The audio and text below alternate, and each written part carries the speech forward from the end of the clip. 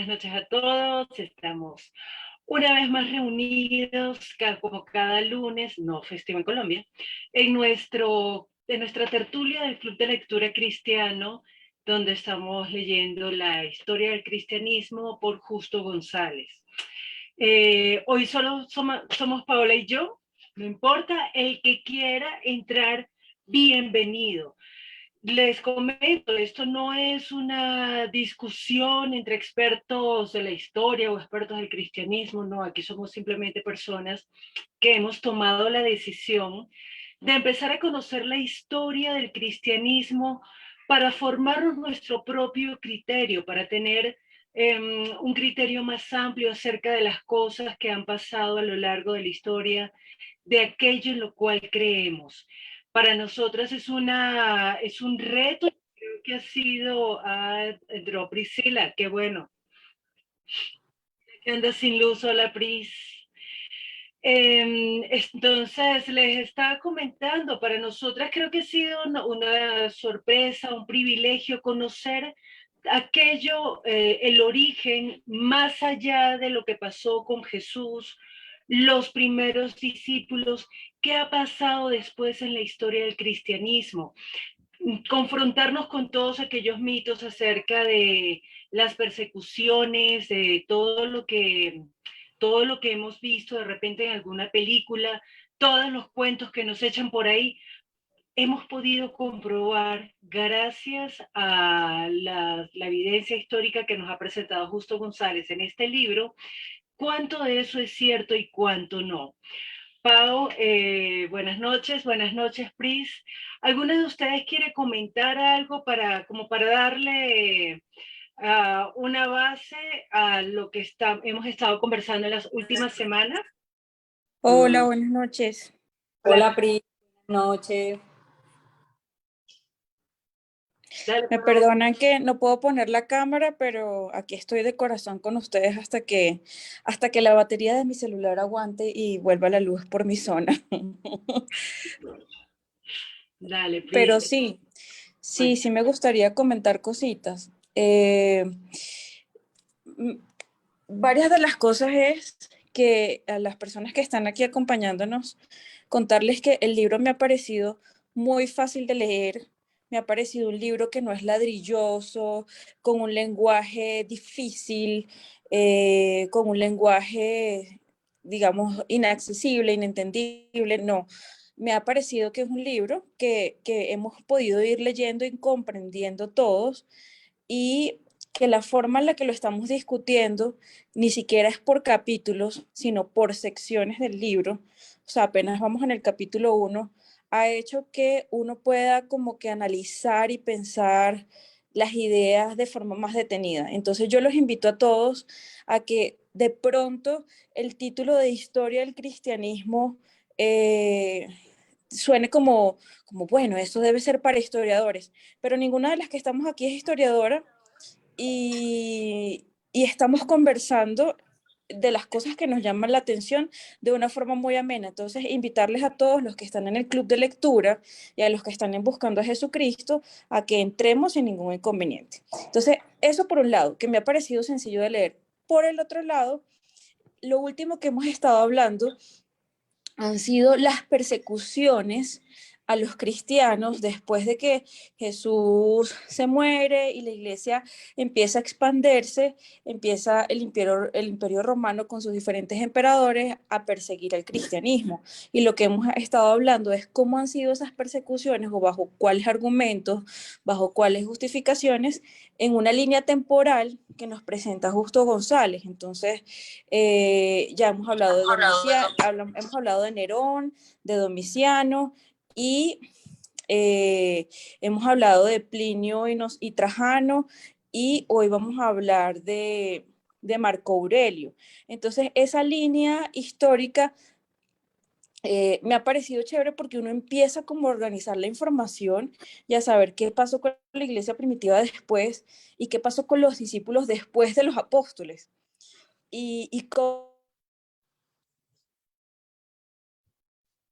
Y se te cerró el micrófono, Pris. Perdón. Y hasta donde dije, bueno, ¿y cómo defendían su fe frente a esas adversidades que no son ni parecidas a las que nosotros vivimos hoy en día. Entonces me ha parecido súper chévere porque uno dice como, bueno, sí, las persecuciones de los cristianos y uno se imagina el Coliseo romano con los leones, pero ya entrar en el detalle de cómo fueron y de cuáles eran los argumentos, wow, me ha trasladado a pensamientos, a reafirmar mi fe, o sea, a darme cuenta de las condiciones que tenemos hoy en día con las condiciones que tenían los cristianos antes y decir uno, somos unos privilegiados. Entonces, ese es mi aporte. Gracias, Adri. Gracias, Pris. Gracias, Pau, por compartir el live en el chat del Club de Lectura. Pau, ¿tú querías comentarnos algo? Bueno, la verdad es que a mí nunca me gustó la historia, ¿saben? Yo la historia de Colombia muy poco me la sé, hasta ahora me la estoy aprendiendo con mis hijos que están estudiando. Y realmente cuando yo leía la palabra, o sea, siempre estaba como perdida cómo había ocurrido eso. Lo único que entendiera, es más, no entendía ni siquiera cuándo comenzaba la división de la historia de antes de Cristo y después de Cristo, si eso había sido cuando él nació o cuando él murió. Que se empezaba a decir antes y después de Cristo. Bueno, ya lo entendí que fue cuando nació. Pero este libro a mí me ha ayudado mucho a ubicarme en la historia de los hechos de lo que pasó después de Jesús.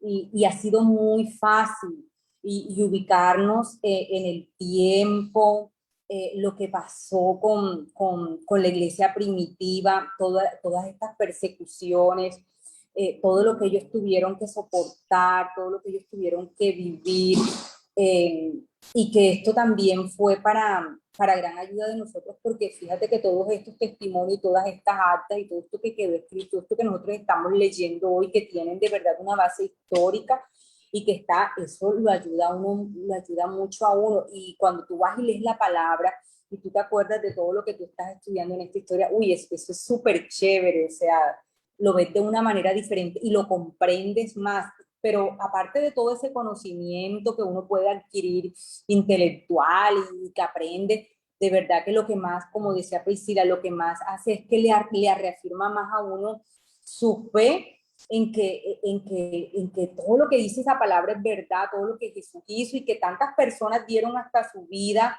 por esa verdad, por esa palabra. Entonces eso a uno, o sea, le da de verdad que una fuerza y lo motiva a seguir uno buscando más y creyendo más y dando más cosas para el Señor también, porque uno se compara también y uno dice, uy, no, de verdad que nosotros vivimos un confort chéverísimo. O sea, nosotros lo máximo, la persecución más grande que nosotros podemos tener es que nos hacen el feo o nos tiran, mira, la fanática y la loca, queremos morir.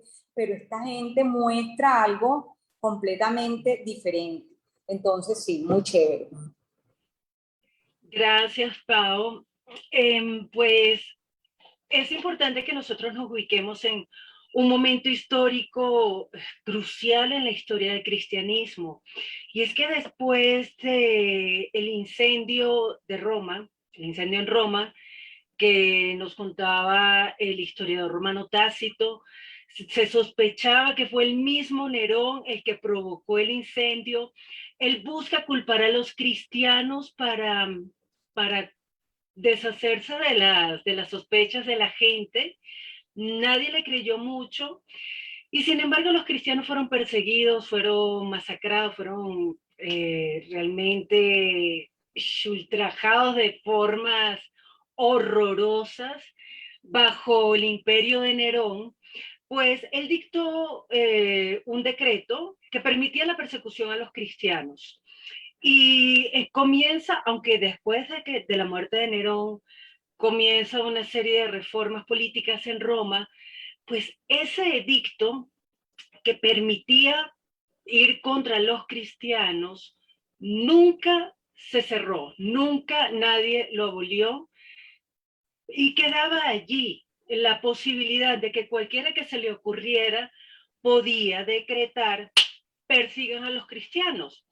Y lo que estaban comentando Priscila y Paola, pues no había una persecución abierta. No, de hecho, Plinio, un procurador, creo que Plinio era procurador o gobernador. Plinio tuvo un problema moral cuando tuvo que enfrentarse a la condena por una denuncia que hicieron contra un grupo numerosísimo de personas, y resulta que eran un montón de cristianos. El delito por el cual estaban acusados era por ser cristianos. Plinio se conflictúa y empieza a preguntar, pero ¿cuál es el delito de ser cristiano? ¿En qué consiste ese delito? Y el entonces emperador Trajano le dice: no se dé mala vida, mi hijo. Usted simplemente no los persiga, porque eso nos cuesta a nosotros dinero del Estado, no lo vamos a malgastar persiguiendo a cristianos, pero si alguien los denuncia, hay que llevarlos a tribunales. Y una vez llevados a tribunales, ellos tienen que decidir si van a adorar la estatua, la imagen del emperador, y si no, ahí sí toca matarlos. ¿Qué vamos a hacer? Y esa mentalidad, ese paradigma de gobierno quedó durante muchísimos años, hasta el momento en que llegamos hoy, hasta el momento cuando Marco Aurelio asume el poder después de la muerte de Adriano, ¿no? Era Adriano no. Sí, Antonio, ¿no? Marco Aurelio gobierna después de Antonino Pío. Antonino Pío esa era una tarea que teníamos pendiente, tan bobas las tres, porque la semana pasada, ¿quién habrá sido el El que estuvo después de Trajano. El emperador ¿quién fue? Que estuvo después de teníamos Trajano. vergüenza. No fue Adriano. Lo que yo vi es que Trajano no, yo estoy mal. No, porque eso fue después de Domiciano. ¿Quién fue el que estuvo cuando mataron a Ignacio? Que yo creo que la muerte Adriano. de Ignacio. Adriano. Creo que fue un tocayo tuyo, Adri, que se llama Adriano, que fue el hijo adoptivo de Domiciano, que fue el último que hablamos fue Domiciano, ¿no? No, Trajano. Trajano, que fue que le dijo a Plinio: se mala vida con esta gente. Pero entonces llegamos hoy a Marco Aurelio. Entonces, miremos cómo comienza. Estamos hablando del año 161, empieza a gobernar Marco Aurelio. No sé si quieren comentar algo acerca del carácter de Marco Aurelio, algo que les haya llamado la atención de los primeros párrafos. Sí, claro. sí.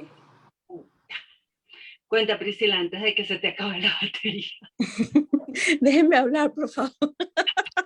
Bueno, a mí me llama la atención que Marco Aurelio o el autor lo describe como un emperador racional que se quería pegar como a lo correcto, a los valores, al deber ser, hacer las cosas por el derecho, que no tenía estos vistazos de locura de Nerón, de psicópata loco, ni de Domiciano, sino que era un emperador más justo, más equilibrado.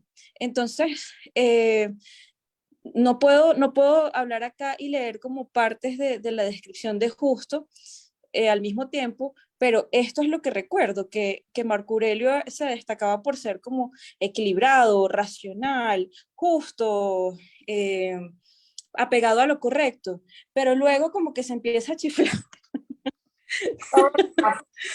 Los posee el espíritu del emperador romano.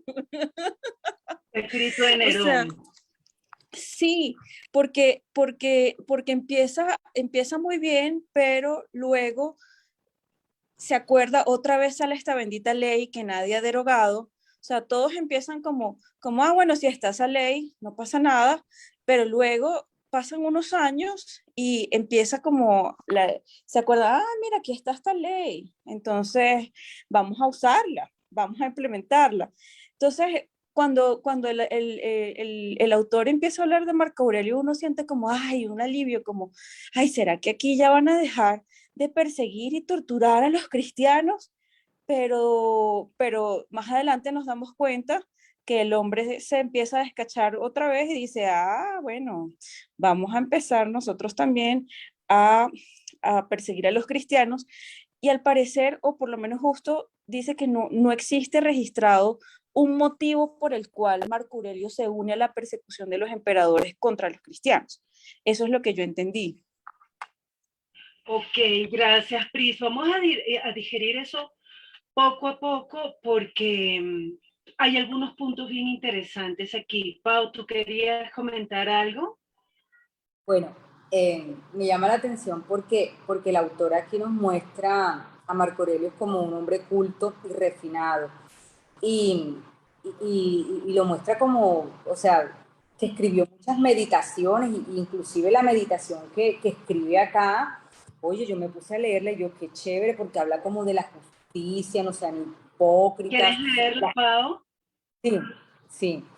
Dice, intenta a cada momento como romano y como hombre hacer lo que tienes delante con dignidad perfecta y sencilla y con bondad, libertad y justicia. O sea, el hombre moral así mostrándose con una moralidad bien plantada. Trata de olvidar todo lo demás y podrás olvidarlo. Si emprendes cada acción si emprendes cada acción de tu vida como si fuera la última, dejando a un lado toda negligencia y toda la resistencia de las pasiones contra los dictados de la razón, y dejando también toda hipocresía y egoísmo y rebeldía contra la suerte que te ha tocado. O sea, yo veo esa meditación como, sí, como un hombre, como dice Priscila, que escribió como un hombre bondadoso, un hombre justo, que actúa mucho con la razón.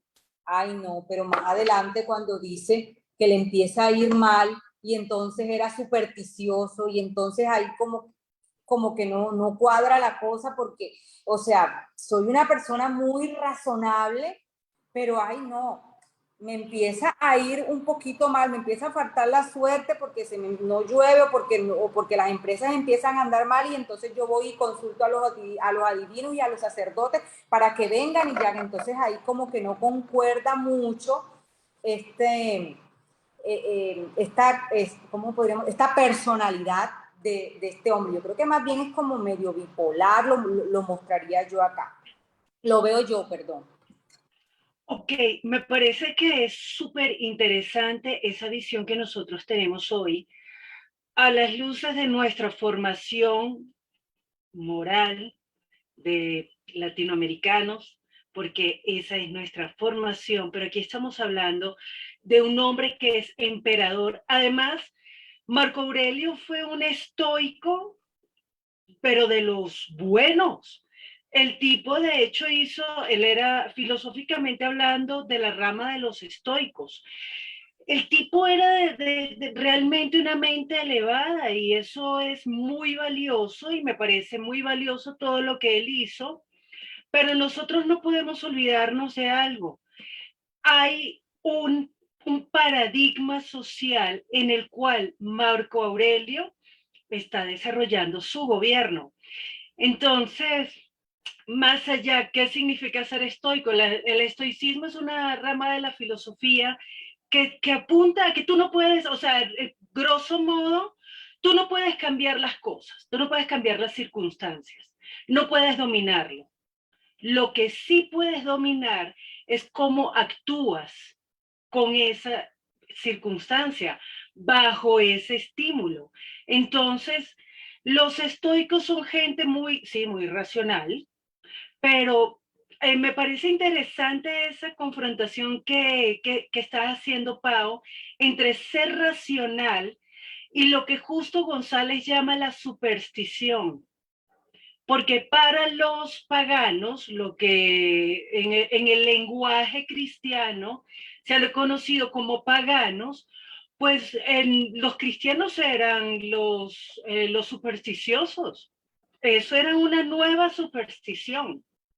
Pero aquí Justo González está diciendo que Marco Aurelio era supersticioso.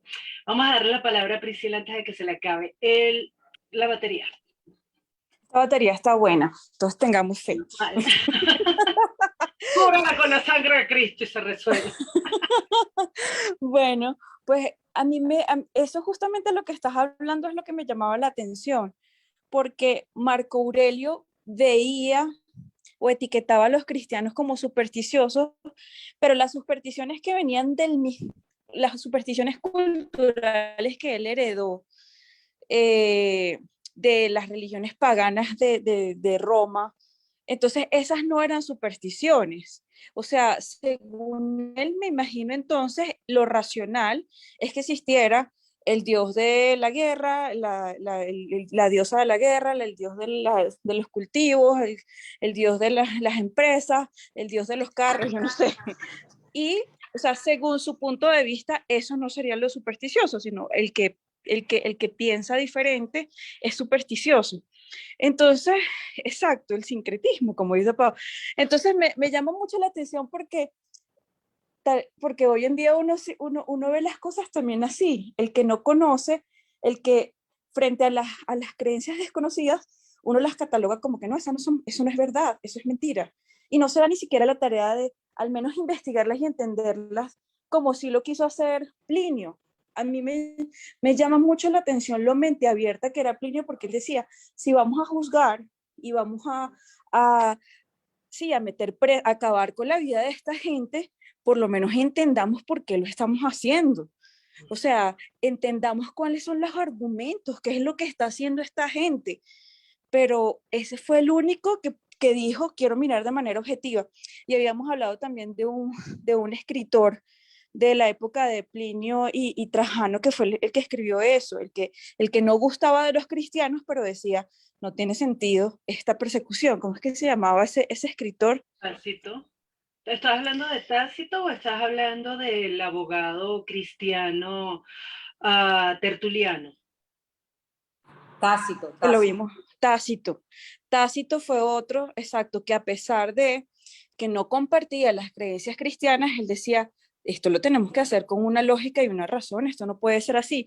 Entonces, me llama la atención que Pau leyó la meditación de Marco Aurelio y entonces él dice que tenemos que ser bondadosos, tenemos que ser justos, tenemos que ser razonables, pero él no se para en un punto medio para decir, bueno, ¿en qué es lo que cree esta gente y de qué manera estas creencias ofenden y menoscaban los principios del Imperio Romano? Porque uno entiende que él como emperador va a defender el imperio y va a defender las causas del imperio, pero con razón y justicia, como lo decía él, no como terminó diciendo o como terminó haciendo, que decía que los cristianos eran supersticiosos, pero él, todo su convencimiento de perseguir a los cristianos eran sus propias supersticiones. Ok, gracias, Pris. Fíjense algo con respecto a las supersticiones.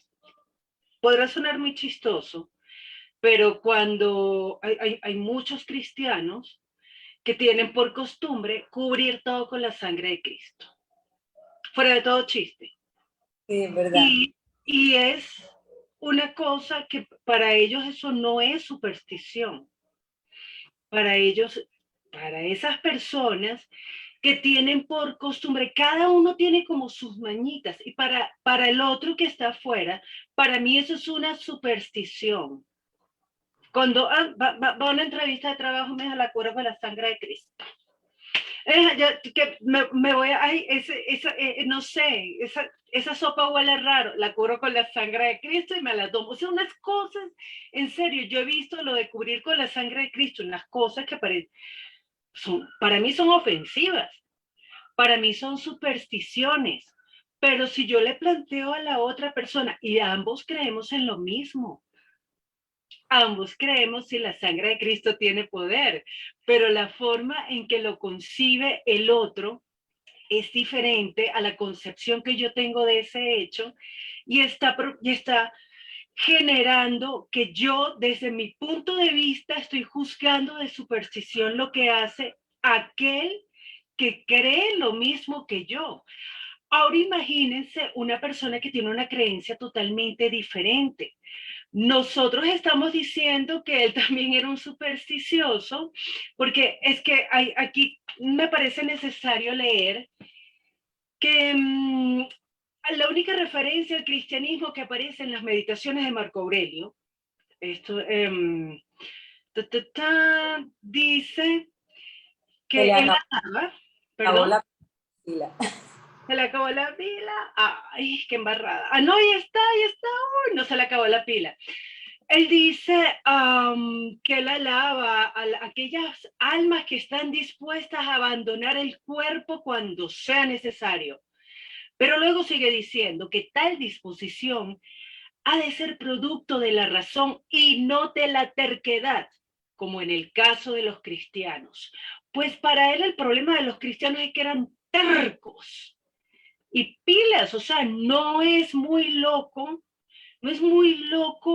entender esa idea de ver al otro como un terco cuando esta gente estaba dispuesta a morir por algo que los otros no podían comprender. Y creo que todavía estamos en la misma situación y dentro de la misma iglesia. Luego sigue diciendo, además también como hijo de su época, el filósofo que alababa sobre todo el uso de la razón era en extremo supersticioso.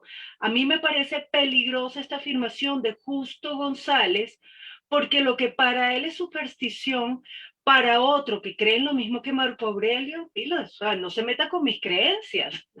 Y es que eso me parece el peligro de nosotros los cristianos, que nosotros siempre estamos como calificando cómo cree el otro, lo que dice el otro. Porque dice, a cada paso pedía ayuda y dirección de sus adivinos y ordenaba que los sacerdotes ofrecieran sacrificios por el buen éxito de cada empresa.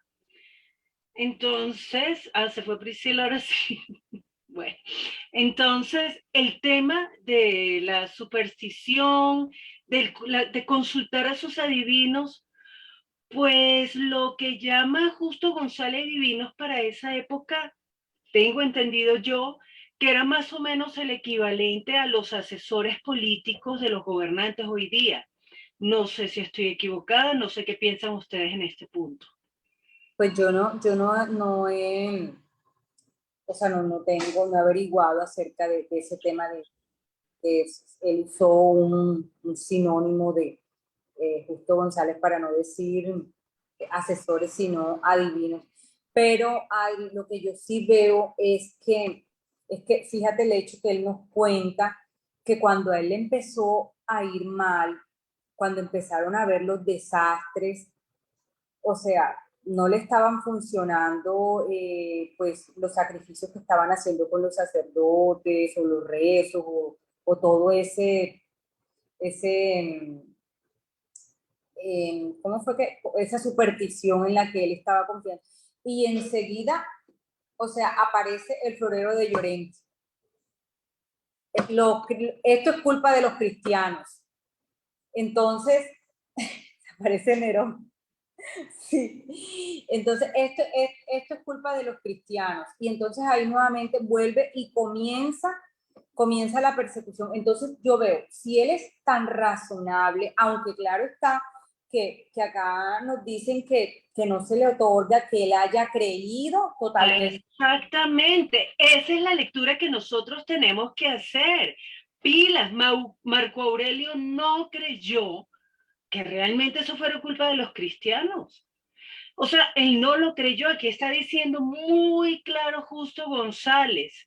Pronto corrió la voz de que todo esto, o sea, las inundaciones, epidemias y otros desastres, era por culpa de los cristianos que habían atraído sobre el imperio la ira de los dioses. Y se desató entonces la persecución. No tenemos indicios de que Marco Aurelio haya pensado que de veras los cristianos tenían la culpa de lo que estaba sucediendo, pero todo parece indicar que le prestó su apoyo a la nueva ola de persecución y que veía con buenos ojos este intento de regresar al culto de los antiguos dioses. Quizá, al igual que Plinio años antes, Marco Aurelio pensaba que era necesario castigar a los cristianos, si no por sus crímenes, al menos por su obstinación.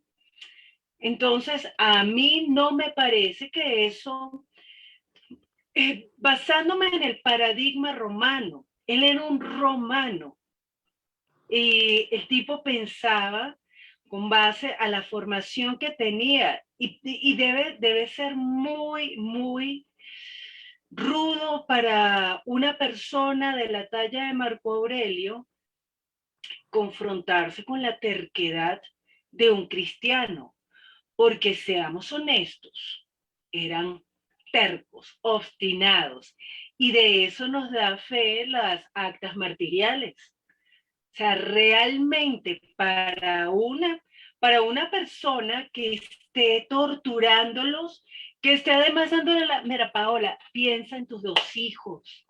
Paola, por favor, piensa en tu esposa, en tu mamá. Y que todavía digan, no, mis hijos están clarísimos, pátenlos a ellos también. ¿Qué le pasa a esta señora?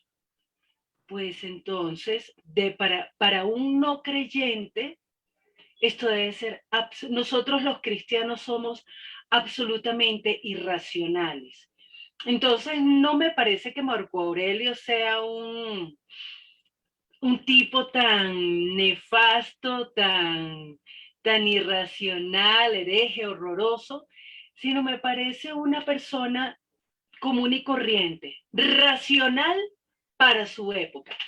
Háblanos, Priscila. Hola, se me escucha bien, porque ahora ya empezó la cosa. ¿Se escucha bien? Sí.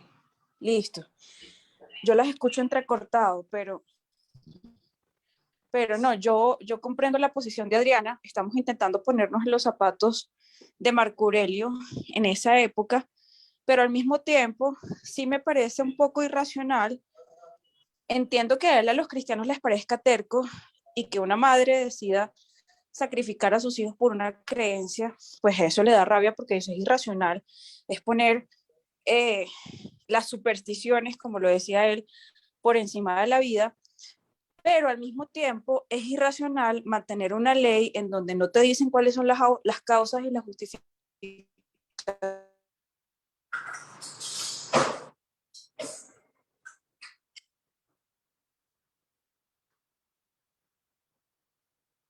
Pris, dejé de escucharte. Fue la voz.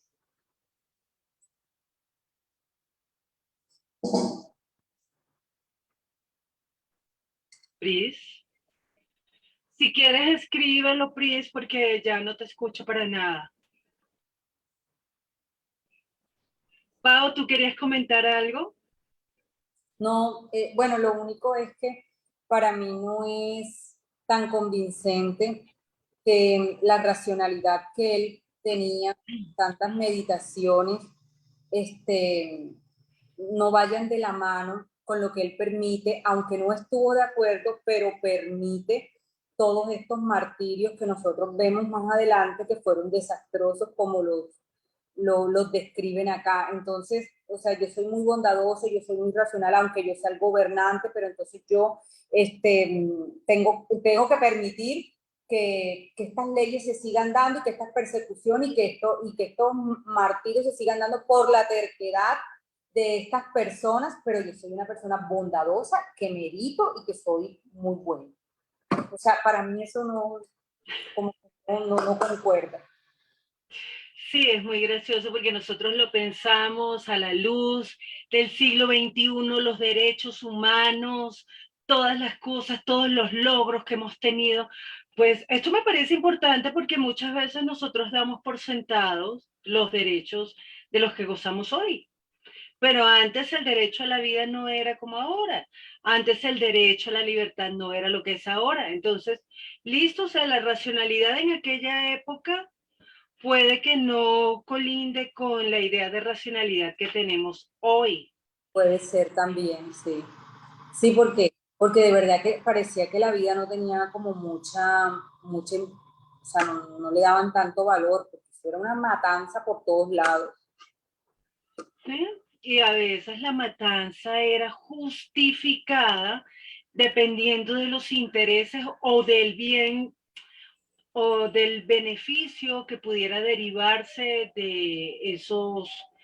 Para ellos no eran asesinatos, para ellos eran imposición de justicia. Porque luego aquí, y es, y es que pongámonos en los zapatos de los, o sea, hoy día, Pau, tú no me vas a decir que no te dicen que tú eres terca, obstinada, y usted qué cree, cómo vas a creer, tu fe no te trae a ti un montón de problemas y de confrontación con las personas que no creen o que no creen como tú, Sí, claro. de la misma iglesia.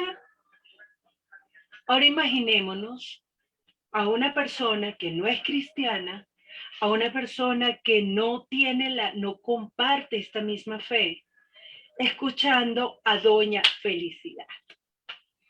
¿Quieres leer, porfa, qué le pasó a Doña Felicidad?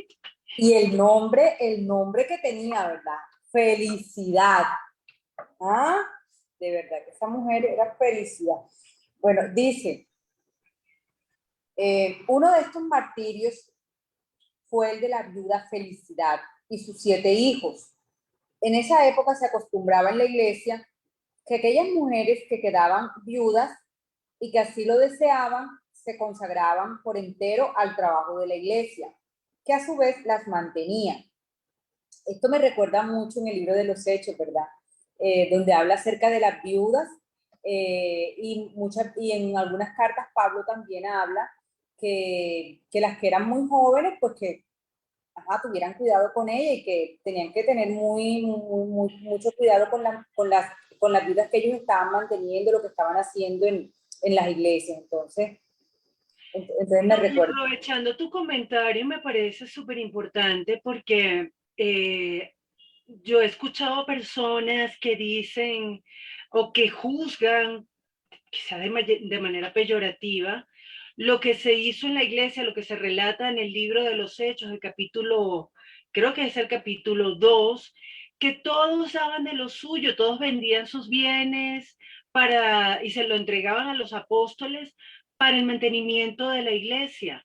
Y algunos juzgan estas acciones porque dicen que luego la iglesia de Jerusalén tuvo que ser mantenida por otras iglesias porque se quedaron sin platica. Pues a mí me parece genial porque estamos viendo que ya en el siglo segundo, ya estamos en el siglo segundo y sigue la Sí, política de mantenerse. O sea, qué sí. embarrada que es ahorita donde nosotros tratamos casi que de justificar la falta de apoyo y la falta de compasión con el otro. Pero qué buena esa acotación que estás dando. ¿Y sabes qué? Que escuchamos también cuando dicen que no, porque claro, como estaba recién la partida del Señor Jesús y como ellos decían que ya Él venía pronto, que Él venía pronto, entonces que por eso ellos todos salieron a vender todas sus propiedades porque ya el Señor Jesús viene, entonces ya no, nada. Pero fíjate que aquí estamos viendo que ya es el siglo segundo y aún se sigue practicando eso, o sea que duró un buen tiempo el tema de la unión, de la ayuda y que estaban manteniendo a las viudas, o sea que no fue tan corto el tiempo como emocional porque estaban los apóstoles hablando de esto. Y con un propósito absoluto y totalmente plausible, porque no las mantenían por mantenerlas, que la viejita. No, eso tenía un propósito y si quieres sigue leyendo para que todos entendamos cuál es ese propósito. Dice, esto se hacía en otras razones porque en esa sociedad era muy difícil para una viuda pobre sostenerse a sí misma. Y también porque si tal viuda se casaba con un pagano, podía perder mucha de su libertad para actuar en el servicio del Señor. O sea que ellos también cuidaban mucho la vida de fe de una persona que no se fuera a apartar, o sea, cómo cuidaban, tremendo. Claro, ¿Ah? claro, a mí me pareció tan confrontante este hecho Uy, para nosotros hoy en esta época, en esta sociedad tan egoísta, allí tenía un propósito. Tenemos que cuidarlo porque, oiga, no, si no se nos puede apartar, si no se nos puede enfriar, si no se nos puede resbalar, deslizar, cuídenla.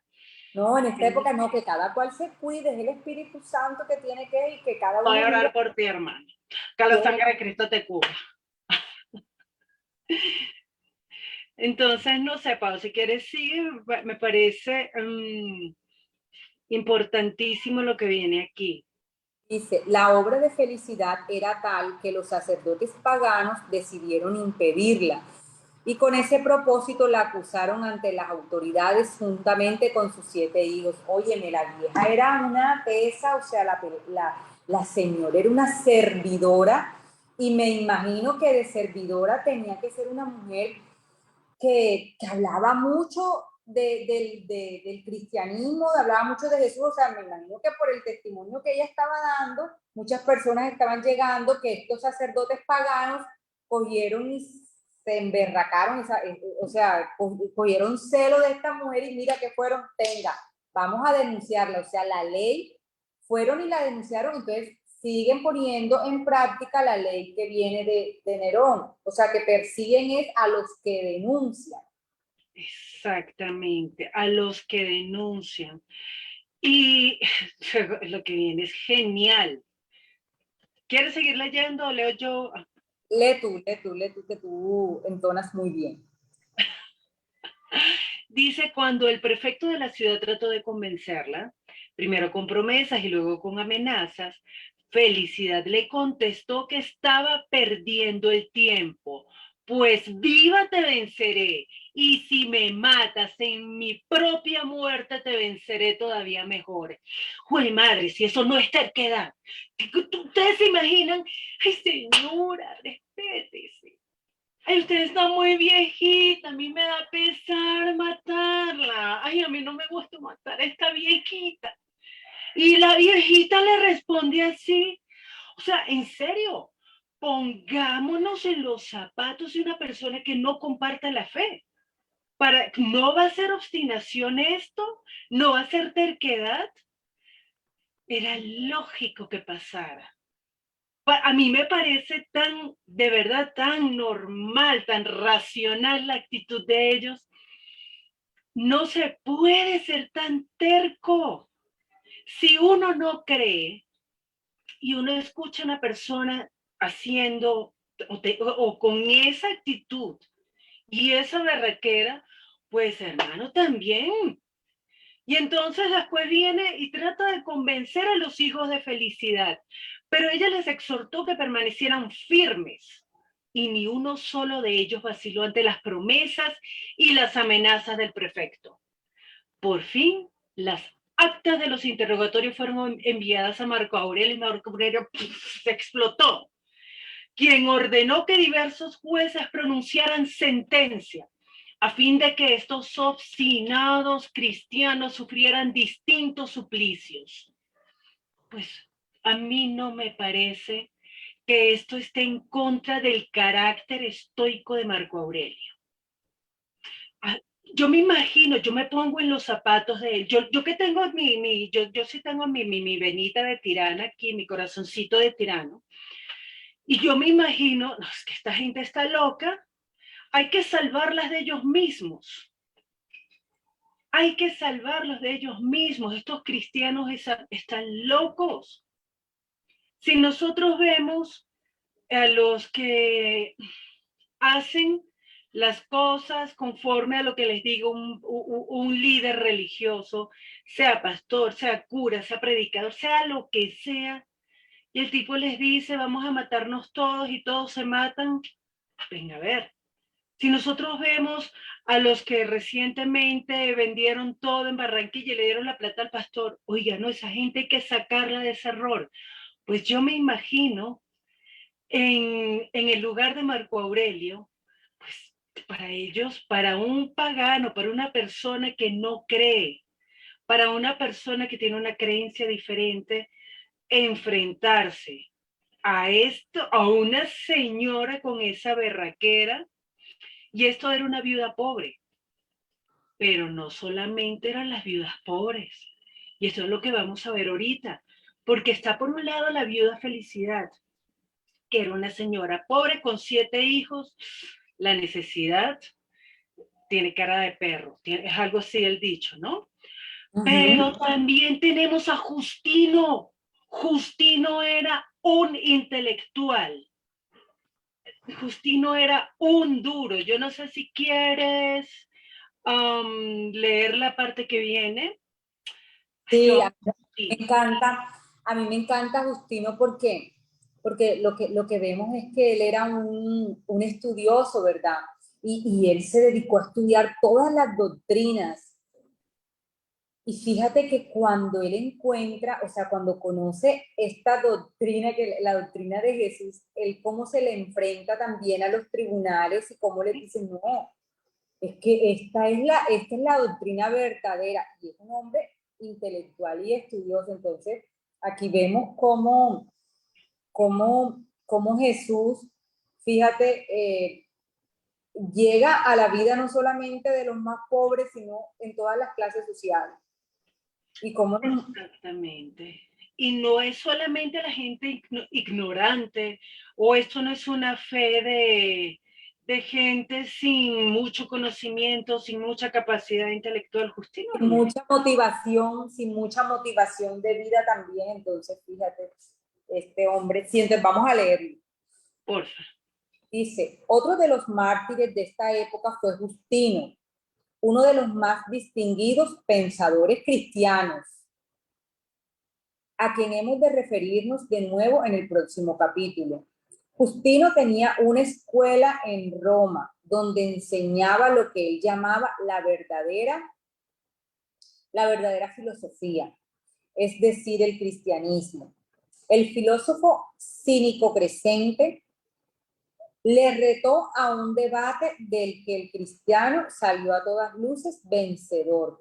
Y al parecer, Crescente tomó venganza. Crescente tomó venganza acusando a su adversario ante los tribunales. Oye, pila, que aquí si tú no perdías como con cualquier cosa, si te molestabas, de una te iban y te denunciaban. Sí, Crescente era mal perdedor. Entonces Crescente fue a los tribunales y lo denuncia. ¿Cuál era el delito de Justino? Ser cristiano. Ser cristiano. En todo caso, en el año 163, Justino y 6 de sus discípulos fueron llevados ante el prefecto Junio Rústico, quien había sido uno de los maestros de filosofía del emperador. ¡Wow! O sea, eso estamos hablando, profesor de filosofía de Marco Aurelio. Imagínate, un nivel bien alto. ¿Sigo leyendo? En este caso, como en tantos otros, el juez trató de convencer a los cristianos acerca de la necedad de su fe. Nuevamente volvemos a mirar que, o sea, que ellos están mostrando la fe de los cristianos y todo lo que ellos están haciendo y muriendo como como una terquedad. O sea, ellos no se podía. Pero fíjate algo, yo veo allí un punto demasiado importante. Aunque ellos lo veían como una necedad, como una obstinación, pues estaban tratando de, oiga, no vale la pena morir por eso. No querían matarlos. Yo ahí no veo la maldad del prefecto, del gobernador, de aquel que tiene la potestad de salvarles la vida, de condenarlos. Yo no veo la maldad. Adri, pero es que yo te voy a decir una cosa, ellos también, o sea, lo que pasa es que ellos también están defendiendo su fe y sus creencias. Ajá, y entonces aquí tienes más tercos, porque fíjate que ellos, o sea, si tú no crees en mis creencias, pues entonces te mueres. Entonces, ¿por qué no dejas de creer y empiezas a obedecernos a nosotros? Entonces, también estoy viendo que la terquedad es por lado y lado. Claro, está la terquedad del dominante, que es el imperio, y además Para ellos sería con todo mi derecho, yo soy el que está gobernando, cuando le toque gobernar a usted, usted verá qué hace. Y te acuerdas que hace varias semanas atrás, varios capítulos atrás, vimos que cuando a los cristianos se les voltea la tortilla y pasan de ser los oprimidos a ser los gobernantes, terminan siendo opresores. Esa es la parte más dura de la naturaleza humana. ¿Cómo nosotros podríamos llegar a ser tan malos, tan nefastos como aquellos a quienes osamos llamar paganos, irracionales, supersticiosos? Esta no es la naturaleza humana. Y aquí este hombre está tratando de salvarle para él. Para él está tratando de salvarle la vida a Justino y a sus discípulos. ¿Quieres seguir leyendo, Pau? Sí. Dice, pero Justino le contestó que tras haber estudiado toda clase de doctrinas, había llegado a la conclusión de que la cristiana era la verdadera y que por tanto no estaba dispuesto a abandonarla. A mí me encantó esto que habla, esto que dice Justino, o sea, que la doctrina cristiana era la verdadera, y lo comparo mucho con lo que hablaba también Felicidad. O sea, viva te venceré, y si me matas en mi propia muerte te venceré todavía mejor. Me cautivaron más estas palabras que la meditación que hizo Marco Aurelio acá al comienzo, cuando hablábamos de la bondad, de que dejen la hipocresía, intente cada momento, viva cada, emprende, deje la negligencia.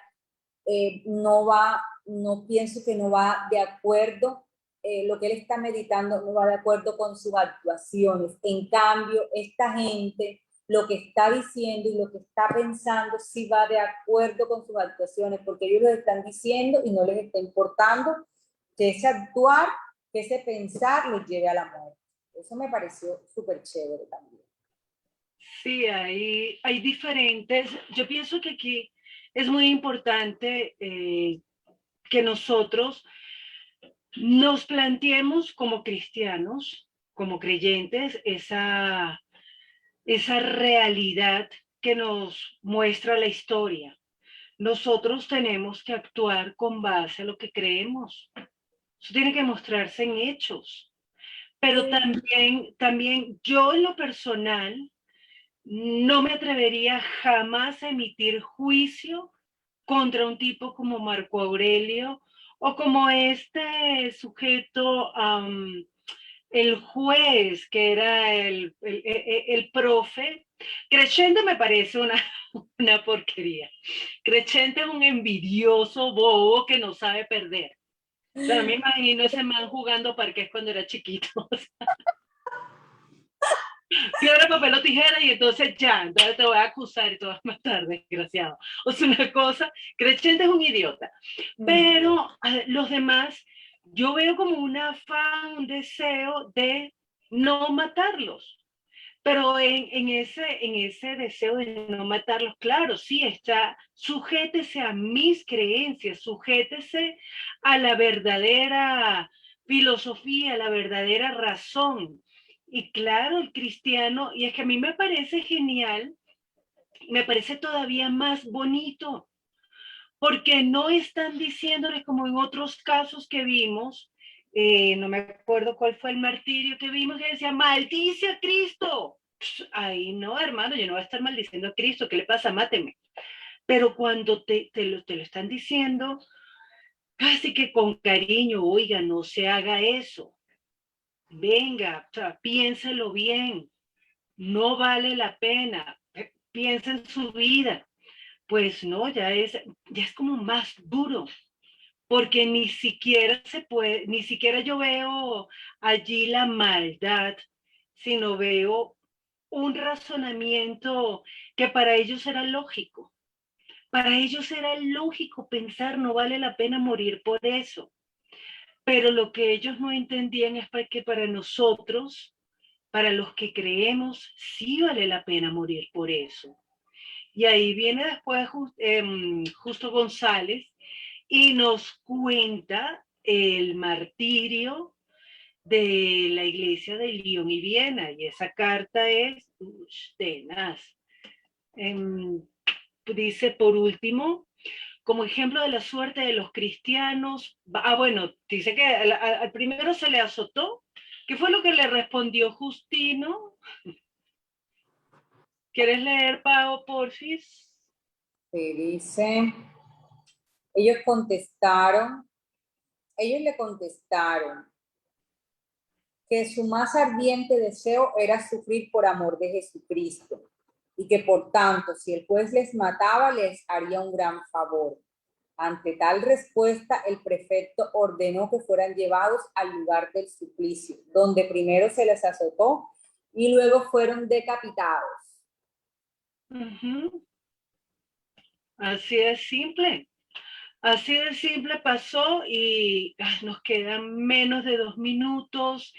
Y bueno, aquí hay una referencia a las iglesias de Lyon y Viena en la Galia, que mandan una carta a sus hermanos de Frigia y Asia Menor y empiezan a hablar de lo que pasó. Y esto es una... este es un testimonio muy interesante porque ellos estaban aparentemente bien, aparentemente todo estaba tranquilo allí, nadie molestaba a nadie, pero de repente la plebe comenzó a seguirles por las calles, insultándolos, golpeándolos y apedreándolos. Y sigue contando Justo González, por fin varios de ellos fueron presos y llevados ante el gobernador para ser juzgados.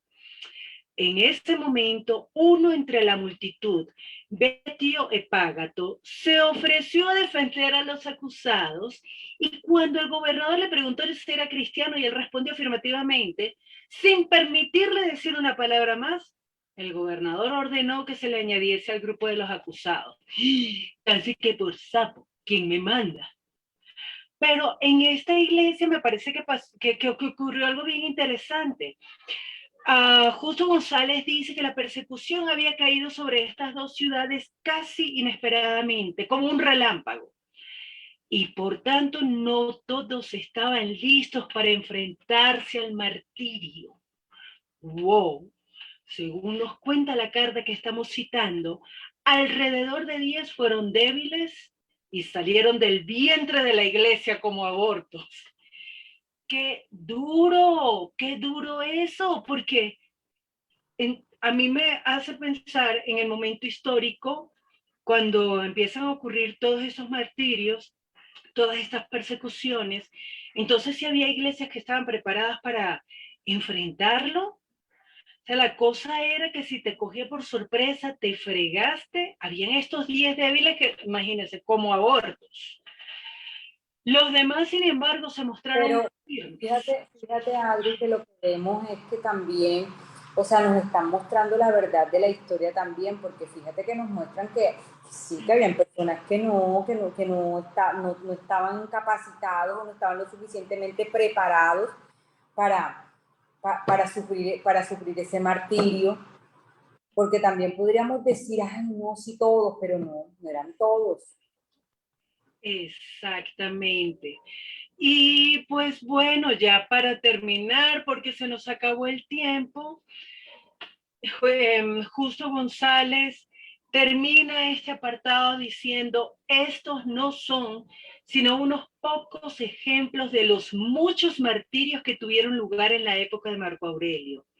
Hay otros que no son conocidos y que pudiéramos haber narrado aquí, pero sobre todo hubo muchos otros de los cuales la historia no ha dejado rastro, pero que indudablemente se encuentran indeleblemente impresos en el libro de la vida. Lindo eso. Hermoso, hermoso. Entonces, bueno, gracias, Pau, por acompañarnos. Gracias a todos por estar aquí acompañándonos.